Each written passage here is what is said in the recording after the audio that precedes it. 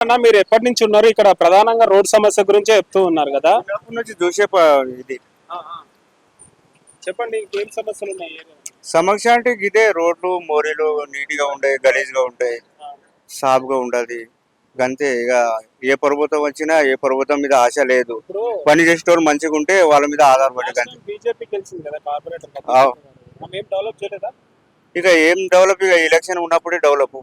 Election అప్పుడే ఊపు, కానీ తర్వాత వచ్చి ఎవరు చూడరు, ఎవరు పట్టించుకోరు. మిగతా కార్పొరేటర్స్ ఎట్లా స్పందిస్తారు మరి ఈ ఏరియా గురించి? ఈ ఏరియా గురించి ఇక అప్పుడప్పుడు వస్తారు పోతారు, ఇక అంతే. ఇక కానీ కాకపోతే ఎట్లా అట్లనే ఉంటది ఇది. కానీ కాకపోతే కరెక్ట్ సరైన పని చేసేటోళ్ళు కావాలా. పని చేసే వ్యక్తి మంచిగా అయితే అన్ని బాగుంటాయి, అన్ని రోడ్లు మంచిగా ఉంటాయని.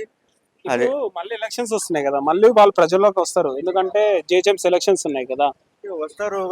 వస్తారు కానీ కాకపోతే ఏంటంటే వాళ్ళ ఎలక్షన్ అయిపోయిన దాకానే. తర్వాత వచ్చి బస్సులు మీరు చూస్తా ఉన్నారు, రోడ్లు కూడా చూడండి మీరు ఒకసారి, మీకు కూడా అర్థమైపోతుంది. కాకపోతే చాలా దారుణమైన ఈ పబ్లిక్ ఈ గలీలలో ఎక్క తిరుగుతారు అంటే ఎంత. వేరే గలీలలో చూడండి ఎంత నీట్గా ఉంటుంది, ఈ ఏరియాలో మాత్రం మొత్తం రోడ్లు కానీ ఏదైనా కానీ మొత్తం ఉన్న ప్రభుత్వం ఎట్లుంది మరి ఇక్కడ స్పందన కానీ? ఏం లేదు. ప్రభుత్వం మొత్తం ఫెయిల్ అయిపోయి రోడ్లు వేసి గెలిపించారు వాళ్ళకు. ఇక అంతా పోయినట్టే. చాలా పథకాలు తెచ్చినా మేము రాబోయే ఎన్ని సంవత్సరాలు కూడా మేమే అధికారంలోకి వస్తా అంటుండు.